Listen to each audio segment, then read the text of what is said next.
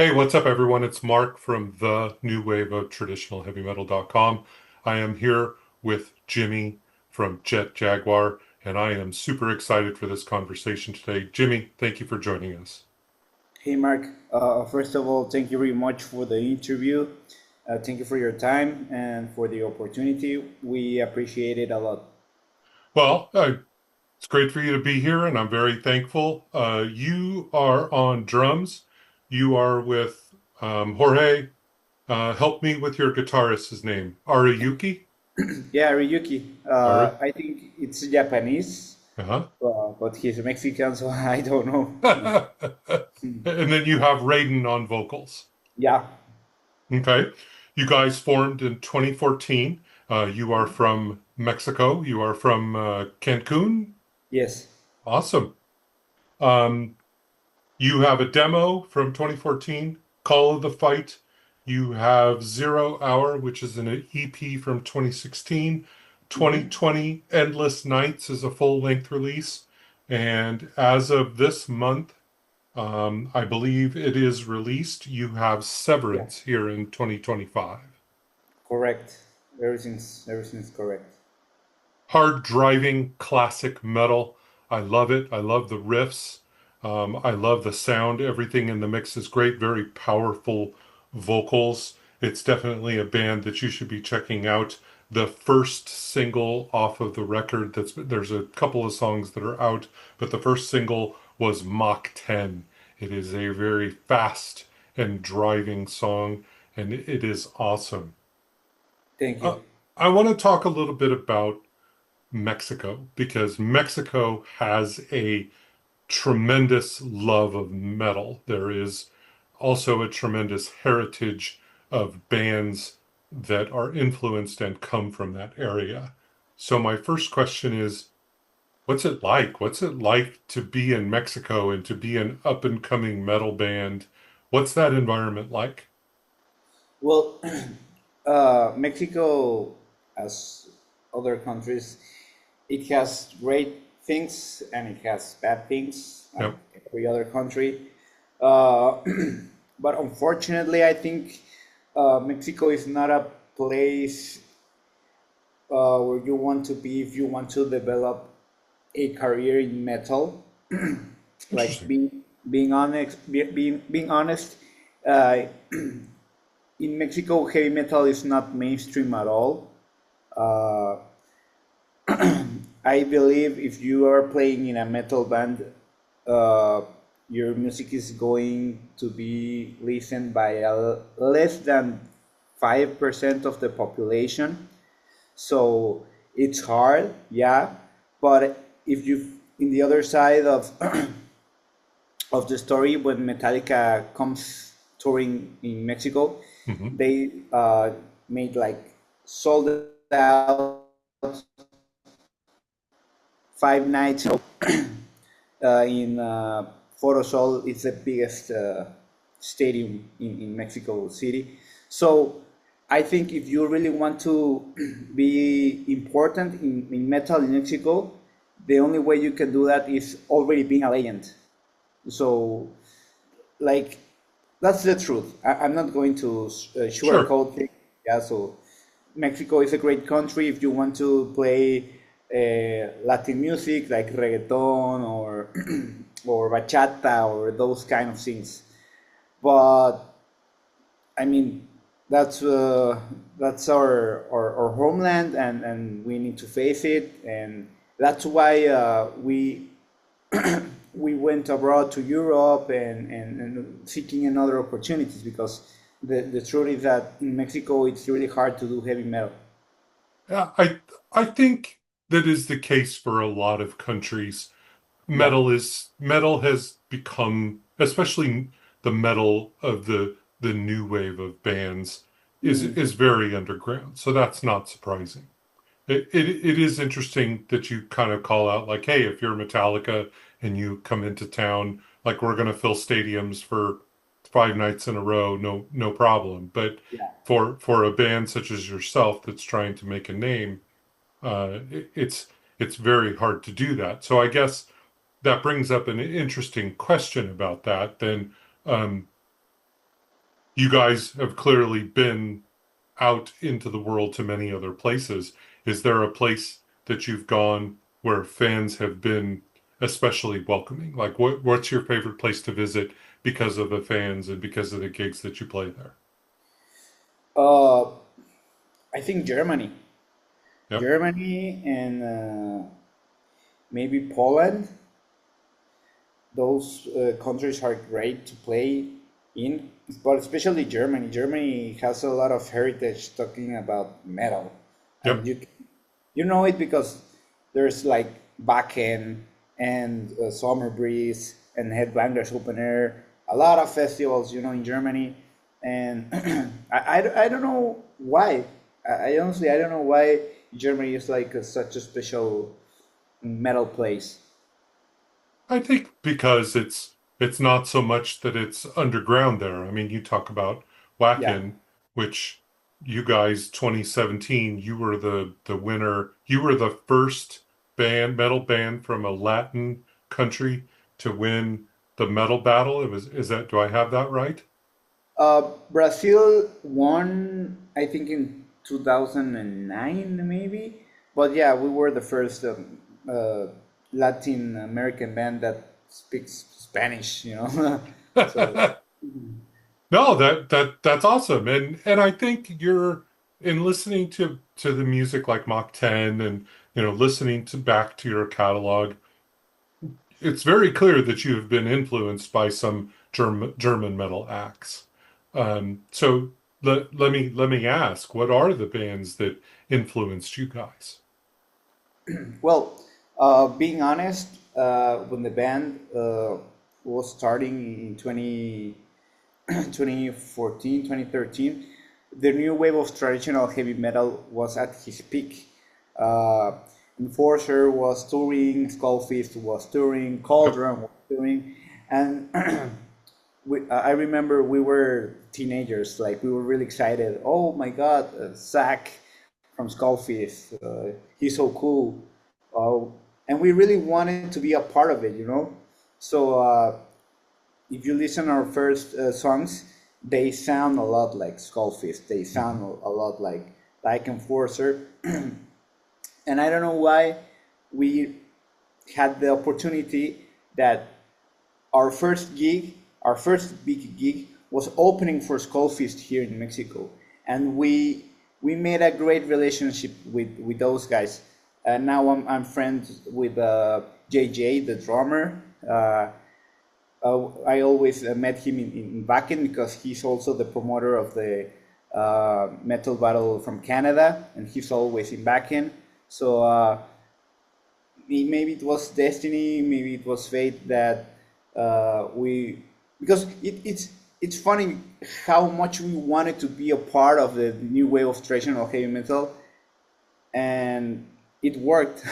It worked. I don't know why, but it worked. I think that that's great, and I mean I think that that's a testament to the community as well. Is that the new wave of traditional heavy metal community is very accepting. I think that there's still people that do a little bit of gatekeeping or whatever, but for the Yeah. most part, the bands that I have experienced or the bands that I have spoken to, it's open arms. Open arms. Everybody is very welcoming if you're from another country. People want to wrap their arms around you and they want to show you the way or they want to introduce you to new audiences. And I think that that's what's really great about it being sort of an underground thing. Yeah, there's a small population, but you know what? I think that's what makes people you want to try harder. You want to do more for your art and your music. And for someone like you know, you probably could have had just a good a chance, doing whatever you do to travel the world. But because of metal, so many people throughout the world have wrapped their arms around you and dug into your music, and that's very cool. Yeah, and I like that you use the word community Hmm. because it truly is a community. I remember when we went to Bakken, uh, Skullfish was playing there. So I remember if you had the opportunity to being back in, there's a lot of mud. It can be really Yep. muddy. So one night we were stuck in our van, and the van was just trapped in the mud. And suddenly we saw at the distance like Skullfish was walking towards us, and we say, "Hey guys, could you help us?" And they help us like to push the van out of the mud. And it's crazy how one day you're listening to Skullfish, I don't know, chasing the dream or head of the pack, and you're like dreaming someday you're gonna play with them, and then they're helping you pushing the van in back, and that was amazing. And it's truly a community.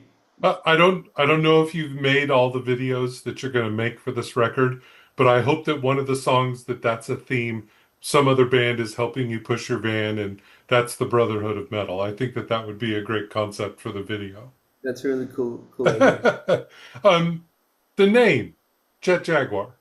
Uh, I know I've read a couple of things, so I know the Jaguar is very symbolic from where you come from, but also there's a Godzilla character that's named Jet Yeah. Jaguar. So what is the origin of the name of the band? Well, the real origin is the robot from Godzilla. One day we were playing video games, and because the first name of the band was Rollerblade, Okay. and it was okay. It's not that catchy. It's cool, but we were not sure about it. So one day we were playing and we say, "Oh, Jet Jaguar, it's a cool name," and it was like this fighting robot, Yep. and it was cool. And one day, talking uh, with the guys, we say, "Okay, yes, it's about a robot, but we also can give this like meaning that we are in Cancun, Mexico, Yep. and for our Mayan ancestors, Hmm. the jaguar was a mythical, legendary creature. Yep. So, okay, we can also talk about it and not leave behind our roots." Awesome. Um, how does the band collaborate to make music? Like technology today is kind of an amazing thing, and everybody collaborates in a different way. Sometimes it's, just little bits and pieces of songs and you put things together, or some bands have a much bigger process. So how does new music come together for Jet Jaguar? Well, actually, we do not live in the same city. I live Okay. in Cancun.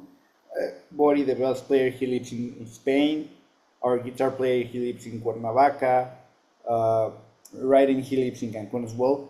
But sometimes we do like these Zoom meetings, Hmm. just like this interview, and we just like exchange music, exchange riffs. And now you have digital audio workstations like Pro Tools, like Logic, where you Yep. can uh, easily record a riff, an idea, and we send it to each other, and it's like really easy now to make music. But when we are now like really okay, now we need to do the album. What we do is we all fly to Cuernavaca, where Ariyuki lives. He has a really small studio, and we stay there like maybe 3 to 4 weeks, and we just like stay all day working, making ideas. I remember the last time we did that was for the Severance album, and it was during the FIFA World Cup in Qatar. So we were like playing and recording, and when Mexico was going to play, it's okay, break guys, it's time for football. Okay, Mexico lost. Let's play again. Let's start recording again. But yeah, that's how we do it. Come back a little angrier and a little harder because your team lost. Yeah. Now, are you tracking all the individual parts, or are you playing live in the studio? How do you do that when you finally get to that moment? No, it's individual parts. Okay. Yeah. Um, the themes for your lyrics, is that a community thing, or is there just one or two people in the band that communicate or contribute lyrics? No, most of the lyrics are written by Jorge or by me. Okay. Uh, this album, Ariyuki, he just likes to stick to music. You know, he doesn't want to take care of the lyrical stuff. And I don't know what we do in the writing lyrics. We let ourselves like be influenced by the music. Okay. I don't know. For example, Mac 10. Mac 10 is a really fast song. Yep. It's aggressive. It's fun. So when I was listening to Mac 10, I don't know why Top Gun Oh, the movie okay. came to my mind like immediately. I remember listening to the song, and at the same time, I was like imagining, the airplanes and the dogfights. And I say, okay, this makes sense. You can easily make an edit with this riff and the Top Gun movie, so it makes sense. So that's how we write the lyrics. Awesome. I've talked to other artists, and something that's funny is, like they pick up their phone and they say, "Hey, in my notes app, I talk into my notes app, or I sing a line or a chorus, and they say, "Hey, I've got hundreds of these things, and they're all Yeah. fragments." So is it like that for you, where you'll be Yeah. driving down the road and you go, "Shit, that's a great line," like you speak that Yeah. into the phone, and then later on maybe you pick that up. Yeah. What I do is I have a conversation with myself in WhatsApp, and I send myself like voice notes, or I don't know, I had an idea of a phrase or a verse. I just write it to myself, and it's there.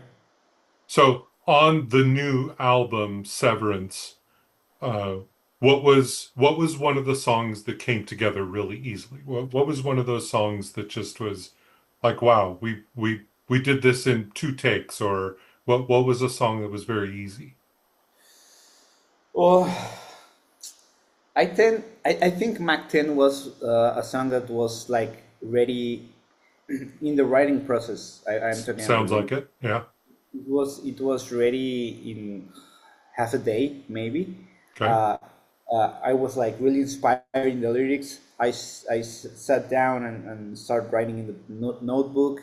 Uh, the thing is that Ariyuki has like riffs already, and what we do is we just like, okay, maybe this part sounds more like a verse, so we just like switch it here, and it's like playing Tetris, or Sure.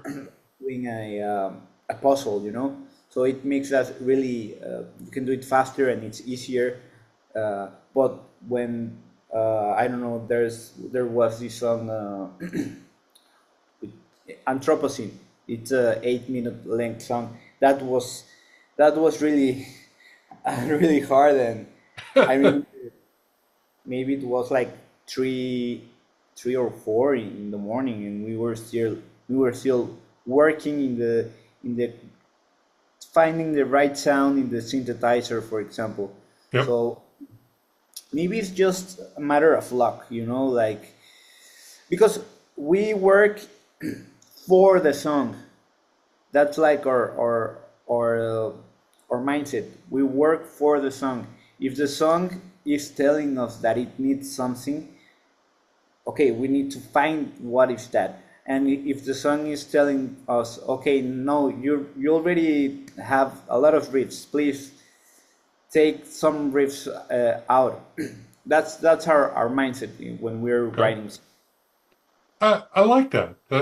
And I was going to ask, was there a song that maybe it didn't come together as quickly, but when it came together finally, that it was very satisfying that, you had sort of put that effort in there. So that I think that answers that question. So, are you going to be heading out on the road in support of the new record? Yes, yes, that's like our number one priority, because we love touring, we love sharing music with our fans, but like face to face. Yep. I always think that Jet Jaguar is more like a live band the energy that we can uh, provide to our fans, it's Sure. way bigger in a live show that when you're listening to any streaming platform. Uh, right now, we are working in the calendar. There's nothing that I can like share right now, Okay. but of course, we want to tour maybe summer or Mars. I don't know, but we're going to do it. Well, early 26 springtime, that'll be festival Yeah, season. So I'm assuming you're gonna head over to Europe and hit the festivals, right? hopefully yes. Okay. Well, hopefully we'll see you in North America around the summertime then. Well, actually, we would love to go to North America, but it's really hard with the visas. You know, it's really Yep. expensive. Uh, I don't know. I can't tell anything right now. Obviously, we know how huge and big the North American market is for metal, and I mean fans in United States are they are crazy. So obviously, we want to go over there, but we need to take care of the visas and all that bureaucracy. You know. Sure. It's funny because I'm from North America and I look at Mexico and I go, metal fans in Mexico are crazy. But absolutely, without a doubt, the fans here in North America would eat up your particular brand of metal. Absolutely, without a doubt. If you could get here, it would be successful in bringing new fans into the mix for sure. Um, See, one of the things that we kind of talked about is we talked about some influences, and I really like to ask this question because look, I'm a fan of metal music, but you know what? I'm also a fan of lots of other types of music. So, what is an influence on you personally that's not metal that people might be surprised is an influence on you? Uh, well, there's a lot actually. ABBA, Oh, Madonna, that's cool. Michael Jackson. Yep. Yeah, we we have this like I don't know because you know metalheads can be like really oh no you're a poser, well, you know, but Yeah, for us before metalheads we are musicians. absolutely. A musician is like always evolving, always learning new things, and you can learn a lot of things for your music in another genres like pop music, like Latin music. If you want to be a really good drummer and innovate, you must learn Latin American rhythm patterns, you know. Yep. So, as I say before, Madonna, Michael Jackson, ABBA, Mexican singers like Luis Miguel, Cristian Castro, Yep.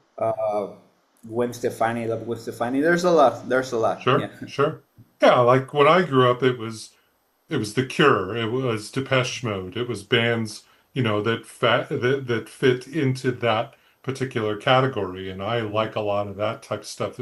New Order and Mhm. bands that sort of came out of that era. In addition to loving metal, of course, Yeah. all the bands that came up at that time. So, I'm old enough to have been around when all of Mm, that occurred, yeah. for starters. So, uh, what are the best places if fans want to interact with Jet Jaguar? Where do they go to learn more about you on social media? Where are all the places that you are active? Yeah. You can message us Facebook. It's Facebook Jet Jaguar Music. Instagram is the same Jet Jaguar Music. You can send us a message and we always reply. And also you can send us an email to jetjaguarmetal at gmail.com. And you also have a Bandcamp where people can purchase your music. Yeah, of course. Uh, actually, we just opened a Shopify store where you can find t-shirts. But if you want to buy the new CD, you need to buy it via Steamhammer SPV, the label company. And so you can go to, I don't know, you can go to Google and Google Jet Jaguar SPP Steamhammer, and there you can buy the new album. Awesome. Well, Jimmy, Jet Jaguar immediately caught my ear, and I was super excited to get into the mix to interview you guys. You got a big, beefy sound. There's a little bit of speed. There's a little bit of stuff that's more mid-tempo kind of stuff, but very rooted in the traditional heavy metal mix. I want to thank you for your time today. I would encourage everyone who watches this video, please go back, interact with Jet Jaguar socials, get on their radar screen, get them into the mix, and get them here to North America on a tour, get them picked up however we want to do that, because the rest of the world needs to hear your music because it is awesome. Do you have any final words for the fans? Yeah, well, thank you for the interview. It was great. I had a lot of fun. And thank you to all the fans that had supported us all the way. Thank you to the people that are listening, work that are viewing this interview. Uh, we did the album with a lot of we did it from our hearts to you guys. So I hope you enjoy it, and thank you very much. Absolutely. Keep it metal, Jimmy. Thank you. Thank you.